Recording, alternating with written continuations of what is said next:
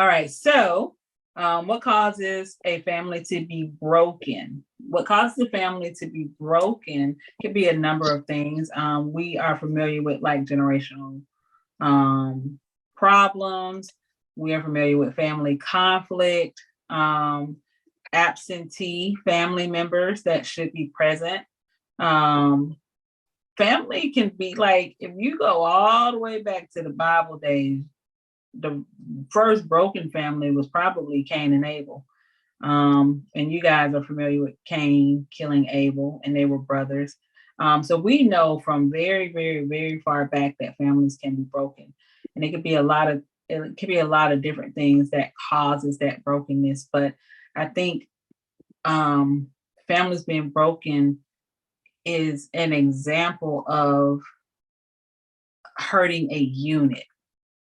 You know, families are meant to be together in various ways, and they make sense once you begin to like look at the pieces of a puzzle together. Families make a lot of sense, and so brokenness can come from lack of forgiveness, heartache, pain. So the same people that are meant to be together may also hurt each other in many ways. So when a family gets to the point of being broken, it looks like things like, oh, we haven't talked in years. Um, oh, she owed me money or he owed me money and he won't give it back. Or we got into a fight and they disrespected me. They don't, I'm the outcast, I'm the black sheep. All of these things we hear about families.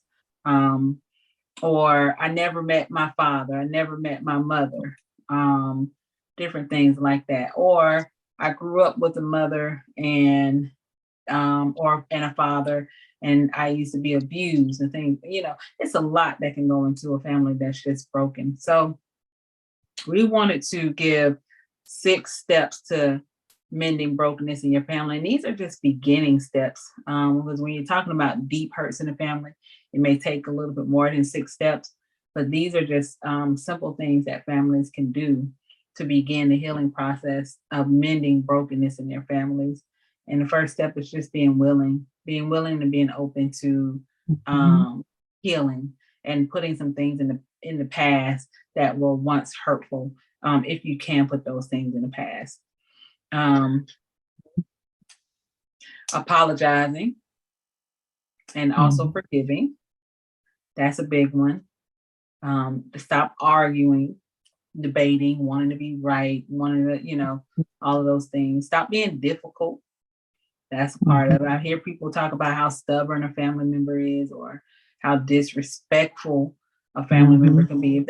If you that person, stop doing that. Like stop contributing to the brokenness.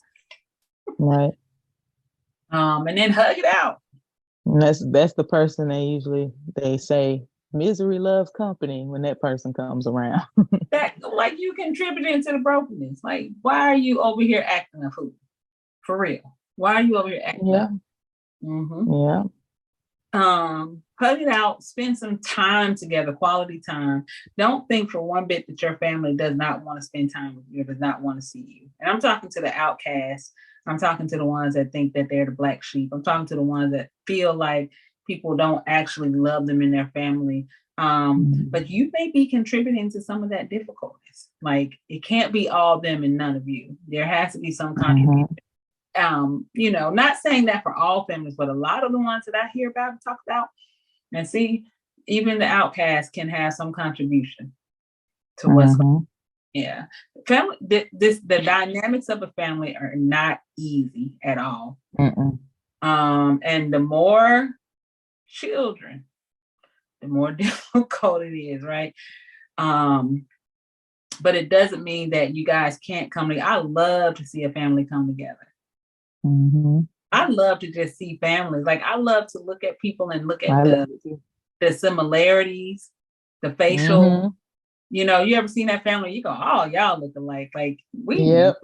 y'all look Mhm. I love to see the families where all the kids just really love on their mom, like really yeah, cater to their mom.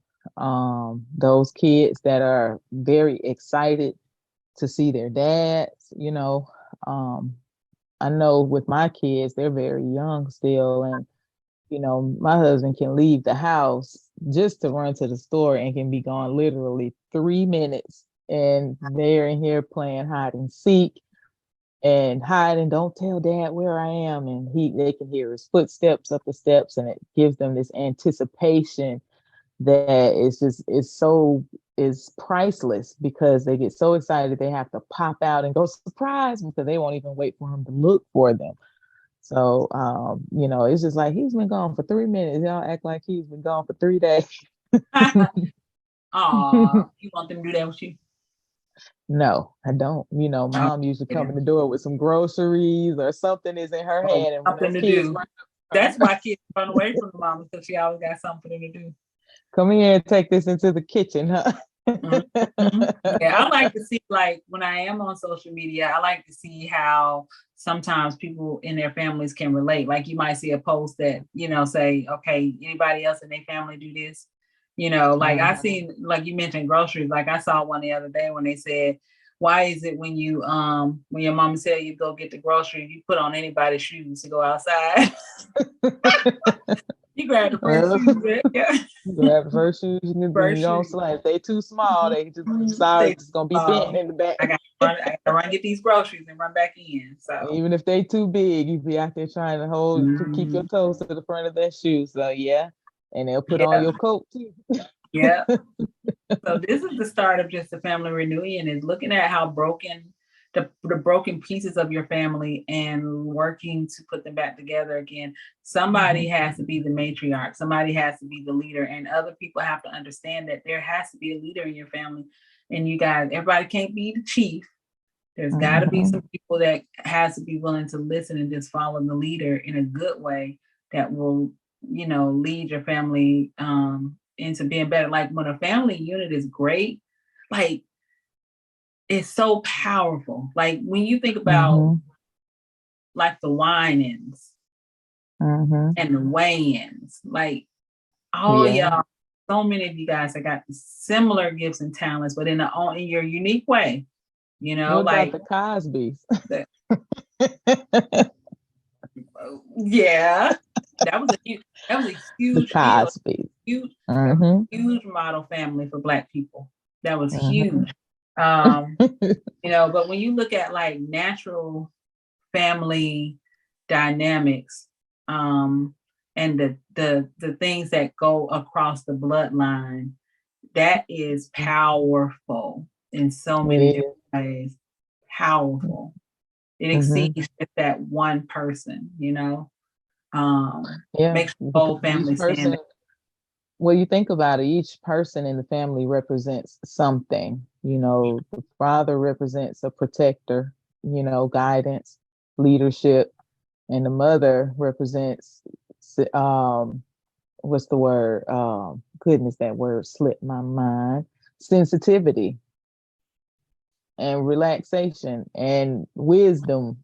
Not that dad doesn't have wisdom, but mom is the one that people usually go to and say, hey mom, this and this happened, what do you think I should do? You can go to mom for Mhm, things like that. mhm. Dad is usually gonna say, well, go ask your mama. Yeah, so it's very creative how a family is put together just for those things. Like, you fit once you begin to, like, honor everybody's strengths. You learn how you fit together. Mhm. Yeah, I guess that's where the teamwork comes in at. It is. I believe that, when it comes to the team, I feel like in the home, because, God tells the man to build the house and bring his wife to it. She's a homemaker. And in the home, so I think that moms make the rules. I think dads are the enforcers. They're there to enforce it. You getting out of hand, mom. All mama gotta say is, okay, well, I'm gonna just tell your daddy when he get home. And it's like, no, don't tell daddy. Because he's like, well, what your mother tell you to do. Hmm. But I also know that I've seen the other side of it, and not in a bad way, but I can go in there and I can give the kids some treats and then go on about the day. And next thing you know, I turn around, they got the same type of treats I just gave them just a few hours ago again. And I'm like, did you give them the treats? Yeah, I gave her. Okay, next time, can you let me know? Because I've already given them some treats or something like that. But dad loves to be a gift giver. He loves to be able to give to the kids, to satisfy them, to comfort them in his own way. So I don't fuss, you Yeah, know. most dads, well, I don't say most, but I've seen a lot where oh, you can have whatever you want, you know. Hmm. Hmm. Oh yes, they'll give them donuts and juice at midnight and go You to the ask store for and it, come go back get bag full of it. candy. You're gonna Yeah. get it. The only Right. reason I'm telling you no is because your mama said no. And then your mama come in there and say, where you get all this candy from? Exactly. Daddy Exactly. gave it to me.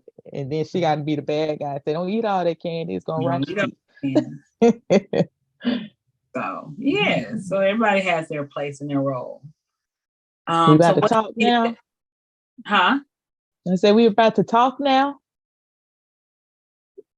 What you? Oh, you missed me on that. See, that went right over your head. You gotta edit that.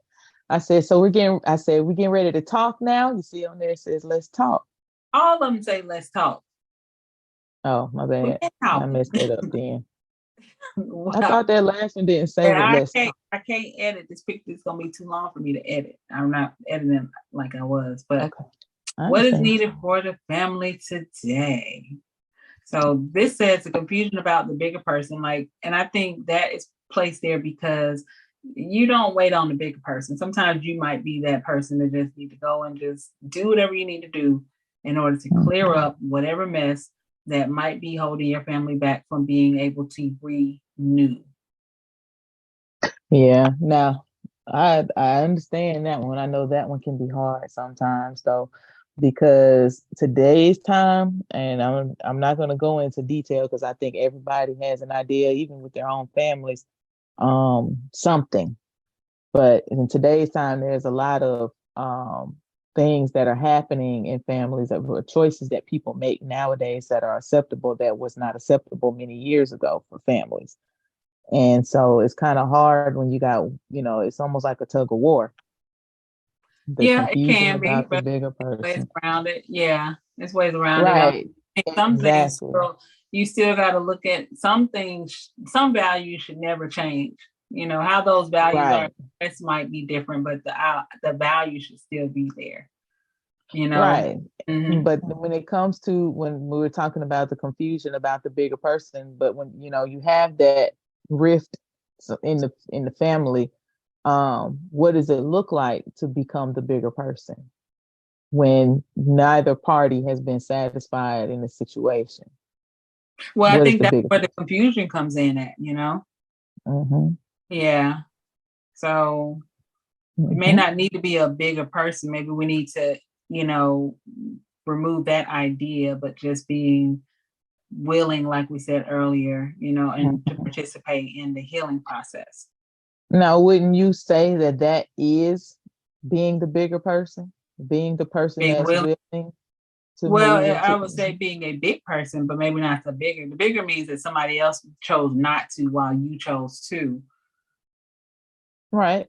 technically. But yeah, I mean, you can definitely, if you, let's use this picture and let's use this picture that we see these two women. They're obviously embracing each other. One has a cake. Mm-hmm. Mm-hmm. Which one of them is the bigger person? Hmm.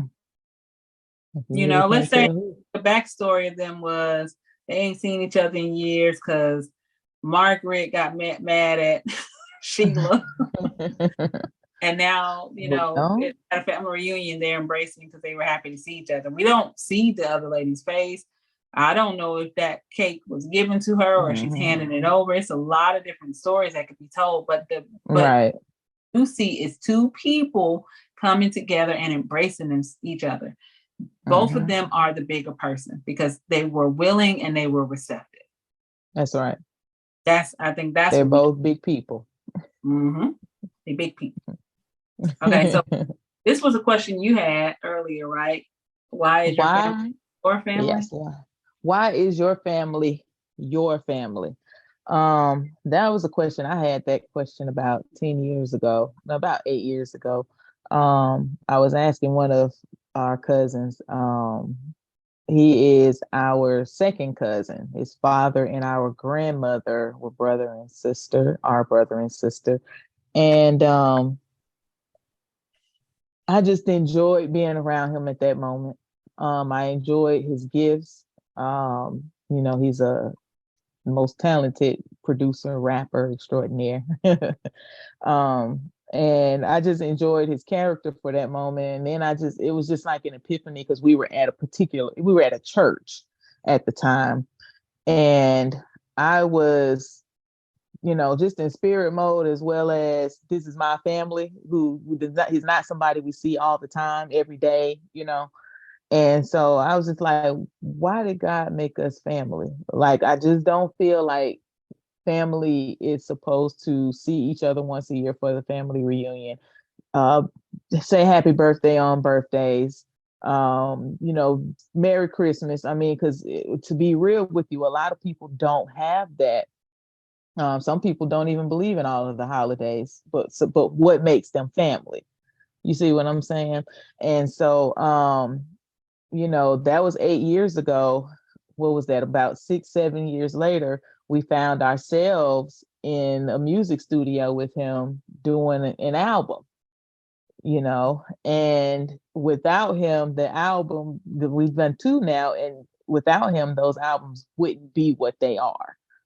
And I'm not saying that he's there just to be that person, because that could have been anybody. That there's more to it and more value behind the project because of his involvement, and being that he's family as well as a talented individual and was willing to use his talents for us.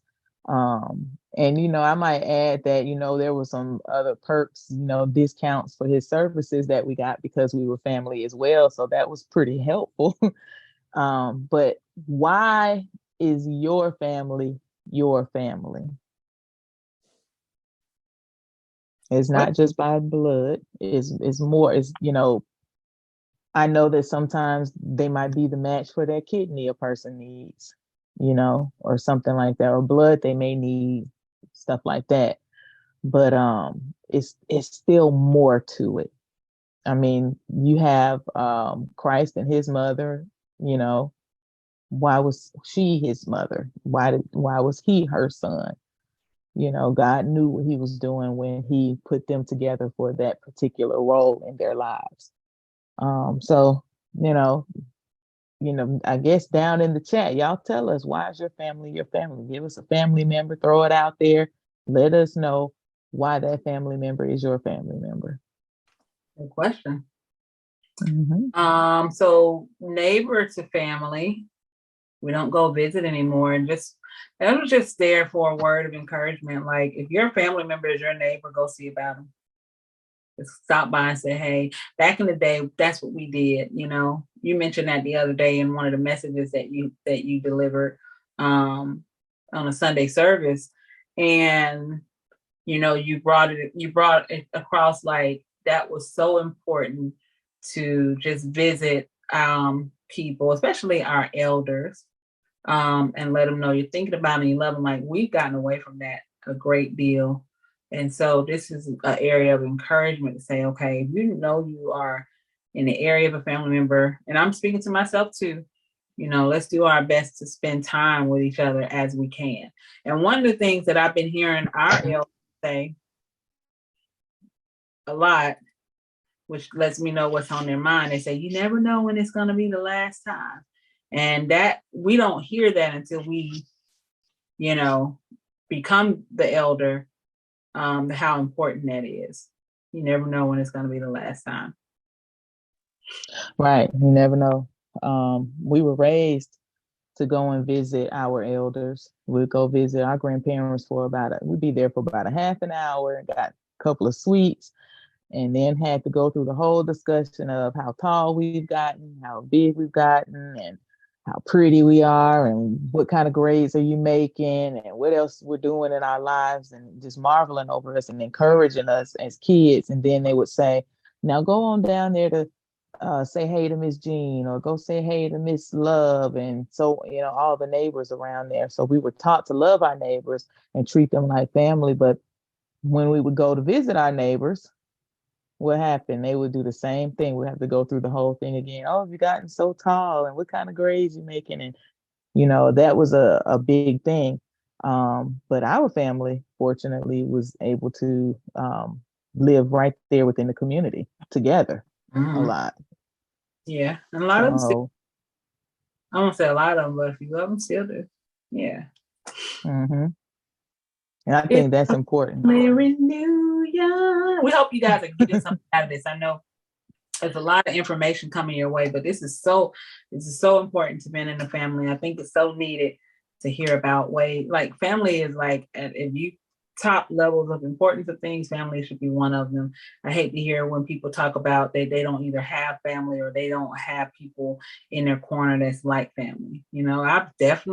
I have had my fair share as a counselor, people sitting and saying, what family? Like, I wow, mean, imagine. somebody's got to break the curse. You got to start raising your own children to break that, Yeah. start with your kids. You say what family, you gotta be family. You gotta start teaching them to do, the Yeah. same way. So, Imagine like your identity is wrapped up in your family. Um, hmm Not your whole identity, but a whole huge part of it. hmm So, hmm all right. Tiff life. Tiffany, can you take yeah. part the Oh, parents versus kids. Ways to interact with your children. Oh my goodness. Oh, do you know Muffin Man, the Muffin Man, the Muffin Man? Oh, do you know the Muffin Man who lives on Drury Lane? Why do I know that song? Because I play with my kids. that's because your mom played with you. That's why you know that song. That is true. That is true. I learned that song learning from my mom first. My mother played with me. So yes, I play with my kids. And don't play the same games because they're not entertained by the same things that I was entertained by as a kid, but we do play together. Why do kids need attention? I believe that kids need attention because when they're around adults, that is their learning time. That is the time where they're being taught, and teaching doesn't always mean pointing finger and having to talk to them. Some of it is about watching you, watching you interact with other people, watching how you handle your business, watching how you run your household, things of that nature. And I know that kids don't even like chores and stuff like that. But sometimes chores is just about bringing the kid out of their room. They'll stay in their rooms nowadays on the computers or laptops and tablets and things all day long without coming out, but to use the bathroom and get dinner for the night. And so come out, come do the dishes. That gives them opportunity to see how you move around while they're out, while you're in the house. And so I think it's important to give them that kind of attention, but also to sit down and let them know that they're important when you give them attention. They are important. They mean something, that you value who they are, that you enjoy being around them. And at the same time, while you're doing that, you're building character into them. So I think kids need attention for learning experience as well as for just to know who they are, that they're loved and that they're cared for, and that, okay, you say that I'm smart, but you never challenge my thinking. You never play with me to challenge my thinking. And, that's why kids will come to you and say, I can do this, I can do that. you know, and what about our big kids, preteens and teens? Same thing. They're preteens and teens, but I can guarantee you some of the games that you might have played when they were little, they will enjoy playing them. And it may not be about playing the game that they enjoy, but it's funny to bring back the memory. It's funny to have the experience again and then wonder why I feel like, even though they're a teen, they feel like they're almost grown because when you say teen, they're already looking at 18, which is not that far away. A person who's 13, 5 years from there, they'll be 18 years old. So being a teen, they don't see themselves playing little kids games, but don't even realize that they actually still enjoy them, you know. Playing with your child, I just went through that, and making busy time fun time, I went through that one as well, you know, time at the grocery store or the car ride, games and things of that nature. I personally don't usually like to have devices in my kids' hands while we're riding around, because I like them to learn landmarks if they ever needed to make it home. And maybe, you know, like my son, he may not know how to tell someone his address, but he knows that I see a McDonald's, I know I need to turn here, or I Yeah. know this school. No. What if they Hmm? sleep? I didn't hear you. Say it again. What if they go to sleep? They're Now, gonna miss the now landmark. they are very strong for going. But you know, I'm not necessarily meaning like long trips and things. I will give my son his tablet so he can have his tablet. But then, you know, a lot of times he'll put the tablet down and watch out the window, and that's what happens because he's not used to having the tablet in a car. So, you know, if you like for us, as we grew up and we would take road trips to Birmingham from Atlanta, we knew landmarks. We knew that we were in Anniston by the way the city looked or how the roads felt at that time, because the roads were pretty rough at the time when we were growing up. We knew that we were close to our grandmother's house when we passed a certain car dealership, Piggly Wiggly's over here, the railroad track, and things of that nature. And I feel that if we have more interaction in a car, that kids will pay more attention to those things. And that's important when they get older. When it's time to go home, they need to know how to get there. Because I know some adults that you have to tell them how to get to your house every time they come over. Exactly. Yeah. Yeah. So You the know, reason so we it's added this part into the segment is because we do see a lot of parents that don't really interact with their children. They ignore their children. Um, Small things like they could be at the park or mhm. take a walk and they're on their phone when it could be a And great that's a time big one. to communicate with your child. Like children Hmm. verbally learn how to communicate by hearing you talk and you talking. Right. And I can tell real quick. Most children who have, again, I don't want to say most, but a lot of children who have speech issues is because nobody really talked to them, or they keep talking to Hmm. my baby, so they're learning, from that language of how you talk to them. But Hmm. it's important that I love baby talk. Now, don't get me wrong, I love it. I want to talk to that little baby that's in the picture, but kids learn when you From get to that, talking. you say you're clear on your words, you let them repeat themselves. I remember when my nephew he was so mad when we were making fun of him because he couldn't say butterfly, but at the same time It was so cute. he kept saying it so he could say it correctly. He wanted to have that, that down Hmm. and say it in the way that it needed to be said. And so that's Hmm. important for them. Like kids will tell you naturally what's important to them, and your attention Hmm. to them is so important. Don't miss that as a parent. That's huge. Hmm. That's And huge. yes, Now, do they're listening to your phone calls as well.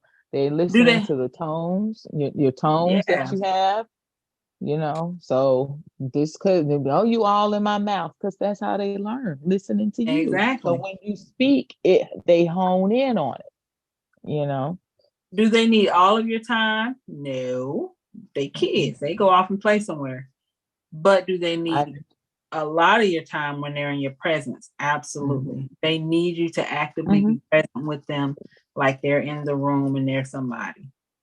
Right. And I think that we have to remember that they are in a room and they are somebody.